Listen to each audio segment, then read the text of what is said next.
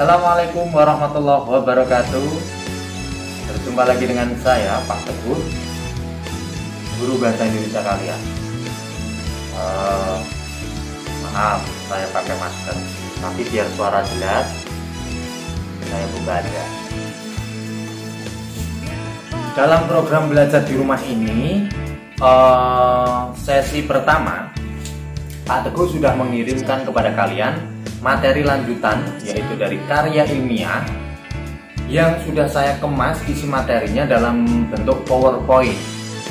Harapan saya untuk mengawali materi karya ilmiah saat itu, kalian bisa membaca terlebih dahulu, memahami sebelum akhirnya nanti saya menjelaskan kepada kalian. Dan saat itu saya sudah berpesan kepada kalian, jika ada kata-kata atau istilah-istilah yang menurut kalian itu sulit dalam materi yang sudah saya susun bentuk PowerPoint itu, kalian bisa menelusurinya melalui KBBI yang ada di HP kalian, atau bisa juga kalian menelusuri dari berbagai sumber lain yang tentu saja yang bisa kalian jangkau di rumah kalian masing-masing. Tidak perlu kalian sampai pergi ke warnet, keluar rumah. Artinya kalau itu kalian lakukan, misal kalian ke warnet, sama saja kalian tidak belajar di rumah, tapi belajar di warnet. Program yang dicanangkan pemerintah untuk menghentikan penyebaran virus corona ini tentu saja akan sia-sia. Mari kita dukung bersama dengan tetap di rumah saja, jaga kesehatan, jaga diri, dan jaga kecerdasan kita, karena itu sangat penting untuk masa depan kita. Oke, langsung saja kita lanjutkan untuk sesi program belajar di rumah yang kedua, bahasa Indonesia, lanjutan dari karya ilmiah. Untuk kali ini kita akan masuk pada bagian kaidah kebahasaan teks karya ilmiah atau ciri bahasa teks karya ilmiah. Nanti simak baik-baik materi yang akan saya jelaskan. Jika ada yang tidak paham di antara kalian yang sedang belajar di rumah, kalian boleh bertanya kepada Pak Teguh melalui WA, email, atau cara yang lain, DM Instagram boleh. Apapun cara kalian bertanya, yang penting kalian nyaman, bisa kalian jangkau di rumah kalian masing-masing, ya.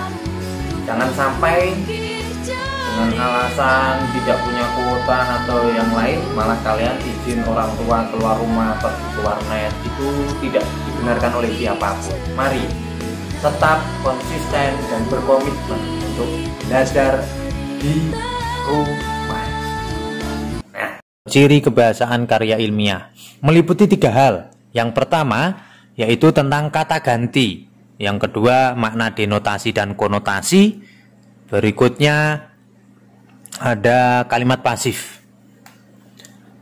Kita menuju ke bagian yang pertama, yaitu tentang kata ganti. Dalam penulisan karya ilmiah atau dalam penyusunan karya ilmiah tidak diperkenankan menggunakan bentuk kata ganti yang sifatnya impersonal, yaitu kata ganti yang bersifat pribadi. Itu tidak boleh. Contohnya apa? Ya, kata aku, saya, itu tidak boleh, karena karya ilmiah berbeda dengan karya yang lain. Berbeda dengan karya sastra seperti novel, cerpen, dan sejenisnya. Kalau dalam novel, dalam cerpen, penulis bebas menggunakan kata aku, saya, dan sejenisnya. Ya, di karya ilmiah tidak boleh. Kata ganti aku dan saya itu bisa diganti menggunakan istilah alternatif pertama, istilah penulis, atau yang kedua menggunakan istilah peneliti. Sebagai contoh, misal ada kalimat begini, saya bermaksud mengumpulkan data dengan kuesioner. Itu tidak boleh. Mengapa demikian? Karena tadi ada kata ganti impersonalnya, yaitu kata ganti saya. Maka untuk menghindari kata ganti saya, bisa diubah ke dalam bentuk kalimat seperti ini. Di dalam mengumpulkan data penelitian ini, penulis menggunakan kuesioner. Jadi sudah tidak menggunakan kata ganti saya lagi, tetapi sudah diubah dengan penggunaan istilah lain, yakni menggunakan kata penulis. Ingat, selain menggunakan kata penulis, boleh juga kita menggunakan istilah peneliti. Pesan saya yang perlu kalian ingat, ketika sejak awal menggunakan istilah penulis, alangkah lebih baik awal hingga akhir konsisten terus, penulis terus. Sebaliknya, jika sejak awal menggunakan istilah peneliti, akan lebih seragam, akan lebih baik jika awal hingga akhir juga menggunakan istilah peneliti terus, seperti itu. Nah, ada solusi lain lagi. Jika tidak ingin menyebutkan bentuk kata ganti yang saya atau aku dilarang tadi, kemudian disuruh mengganti dengan istilah penulis atau peneliti, jika atau tidak dicantumkan untuk mengungkapkan seorang peneliti itu bagaimana mengumpulkan datanya, apa yang digunakan, itu bisa menggunakan kalimat pasif. Contohnya seperti ini. Di dalam penelitian ini digunakan kuesioner. Nah, ini sudah selesai. Ini kalimat pasif, ditandai dengan kata atau verba digunakan ini. Ya, kata kerja digunakan. Kalau yang di atas tadi kan disebutkan bahwa penulis menggunakan kuesioner. Menggunakan itu aktif ya. Kalau yang dijadikan pasif tidak menggunakan, tetapi jadi digunakan, seperti itu. Oke, semoga bisa dimengerti.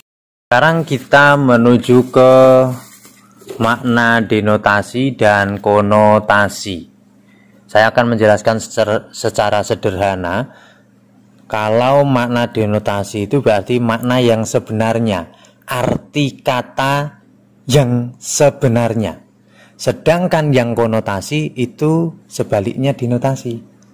Kalau denotasi makna sebenarnya, kalau konotasi berarti makna yang bukan sebenarnya. Atau sebuah kalimat itu memiliki makna lain, bisa menimbulkan tafsir ganda atau kiasan. Itu makna konotasi. Ya, sebagai contoh, Anda bisa melihat atau menyimak buku paket terbitan Kemendikbud itu halaman 194. Di situ sudah ada kolom denotasi dan kolom yang berisi kalimat konotasi serta maknanya. Yang pertama, tangan kiri Arman terkilir sewaktu bermain bola. Kata kiri dalam kolom kalimat denotasi tersebut maknanya yakni posisi. Kiri di sini posisi sebelah kiri, lawan dari kata kanan atau lawan dari posisi kanan. Sedangkan dalam kolom kalimat konotasi kita bisa baca, partai politik yang beraliran kiri dilarang di Indonesia. Arti kata atau makna kata kiri dalam kalimat tersebut bukan berarti kiri di sini lawannya kanan seperti yang ada dalam kalimat pertama tadi, yang di kalimat denotasi. Berbeda. Kata kiri di sini itu memiliki makna aliran politik tertentu. Partai politik yang beraliran tertentu, aliran kiri. Jadi itu jenis alirannya ya. Dilarang di Indonesia. Jadi kata kiri di situ bukan posisi berada di tangan kiri atau berada di sebelah kiri, tidak begitu. Ya. Biar lebih paham, coba cermati yang kalimat kedua. di kolom denotasi terlebih dahulu. Kalimatnya yakni malam ini udara terasa sangat panas. Di situ yang ditandai adalah kata panas. Panas di sini artinya adalah suhu, berkaitan dengan suhu ya. Udara. Malam ini udara terasa sangat panas. Jadi keadaan suhu di malam itu yang dimaksud dalam kalimat tersebut adalah posisinya panas, gerah ya. Kemudian untuk kalimat yang konotasinya bisa kita cermati, hatiku panas begitu melihat Ahmad dimarahi Pak Lurah. Hatiku panas. Ini maknanya tentu saja berbeda dengan makna panas di kalimat sebelumnya, di kalimat denotasi tadi.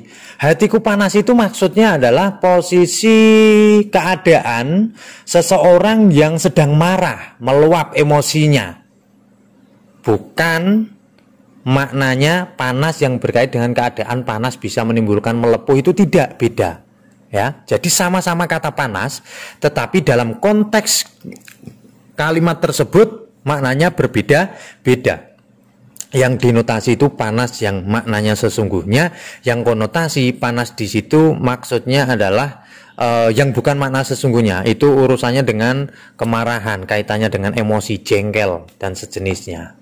Satu lagi biar lebih bisa kalian pahami, ada kalimat denotasi itu ya, kolom denotasi dicermati. Adikku senang mengenakan pakaian hitam bila keluar rumah. Di situ yang digarisbawahi atau yang ditandai adalah kata hitam. Hitam di sini memiliki arti yang sesungguhnya, yaitu berkait dengan warna yang gelap, warna hitam itu sendiri. Ya, adikku senang mengenakan pakaian hitam, berarti pakaian yang berwarna hitam.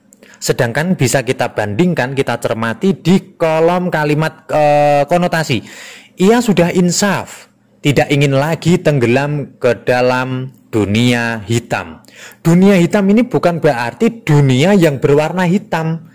Tidak begitu. Tapi ini mengandung makna konotasi, makna lain, arti yang lain, yang kias, yang bukan sebenarnya. Yakni hitam yang dimaksud, dunia hitam di sini adalah bentuk ungkapan dari makna kemaksiatan, kehinaan, kejahatan, atau keburukan. Hal-hal yang buruk, intinya begitu.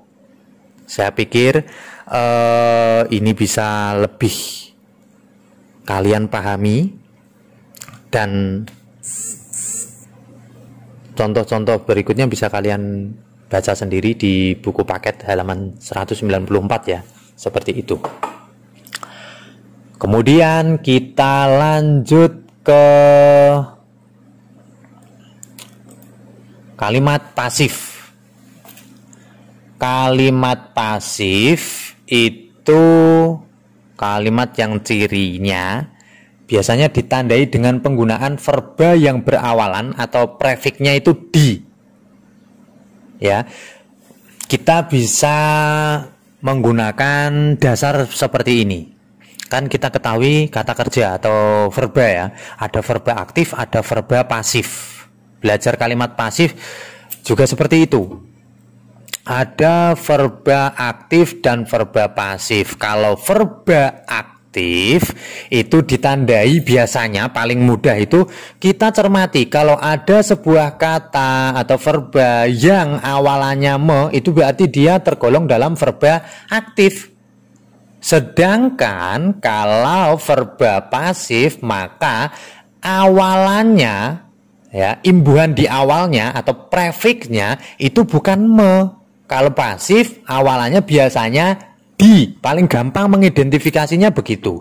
Jadi kita tidak perlu pusing-pusing dalam belajar. Yang penting dasar termudah yang bisa kita pahami seperti apa, itu kita gunakan sebagai dasar belajar kita untuk memahami sebuah materi. Ya, sekali lagi, kalau kita ingin membuat atau mencari atau menemukan kalimat pasif, ya dalam kalimat itu kita temukan verbanya yang diawali di. Nah, itu nanti pasti ketemu. Sebagai contoh bisa kita lihat. Ini ada, jika verba aktifnya menggunakan, maka bentuk verba pasifnya itu digunakan.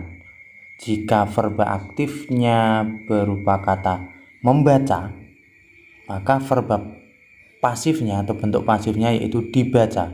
Jika aktifnya mencari, maka bentuk pasifnya dicari. Bisa dimengerti? Agar lebih jelas lagi, kita cermati contoh yang berupa kalimat. Di sini saya hadirkan dua contoh sekaligus, yaitu yang bentuk kalimat aktif. Kalimatnya berbunyi, penulis mengolah data. Itu bentuk yang aktif. Jika diubah ke dalam bentuk pasif, maka jadinya data diolah penulis. Baik, demikian tadi materi kaidah kebahasaan dalam teks karya ilmiah. Semoga kalian bisa memahami apa yang telah Pak Teguh kemas untuk menjelaskan kepada kalian sebagai upaya bahwa meskipun kita berbeda tempat, tidak sedang belajar seperti biasa di dalam kelas, harapan saya upaya kecil saya ini menjelaskan lewat video ini bisa tetap kalian pahami, bisa tetap membuat kalian sekecil apapun itu tetap harus dapat asupan ilmu. Karena ilmu itu penting untuk masa depan kalian.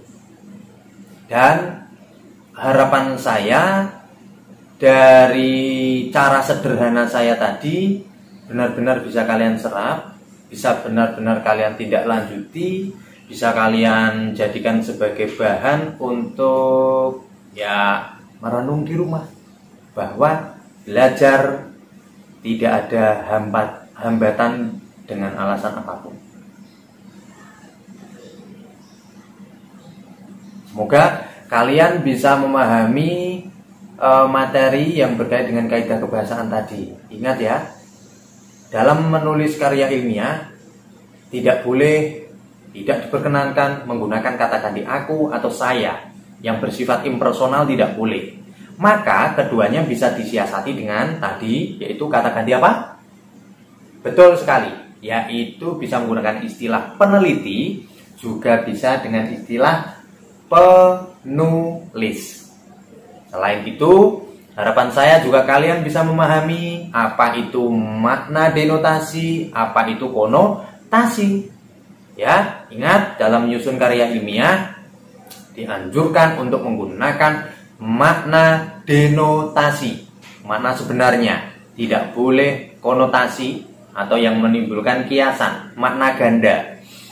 Kemudian satu lagi, juga harapan saya kalian bisa memahami apa yang dimaksud dengan kalimat pasif.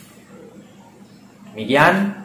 Semoga materi ini bermanfaat untuk kita semua. Jangan lupa terus belajar dan dukung program pemerintah untuk menghentikan penyebaran virus corona ini dengan tetap belajar di rumah. Assalamualaikum warahmatullahi wabarakatuh.